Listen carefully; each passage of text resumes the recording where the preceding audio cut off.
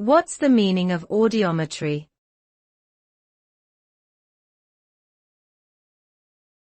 Audiometry.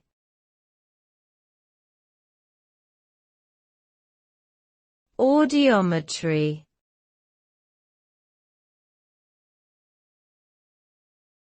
Audiometry.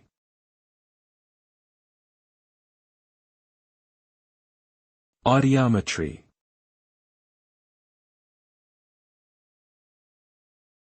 Audiometry is a test to evaluate an individual's hearing ability. The test involves presenting sounds of varying volumes and frequencies to the individual, who responds by indicating whether they can hear the sound or not. The results of audiometry are expressed in an audiogram, which is a graph showing the individual's hearing threshold at different frequencies. The audiogram reveals any hearing loss the individual may have, including the degree and type of hearing loss. This information is used to determine the appropriate treatment plan for the individual.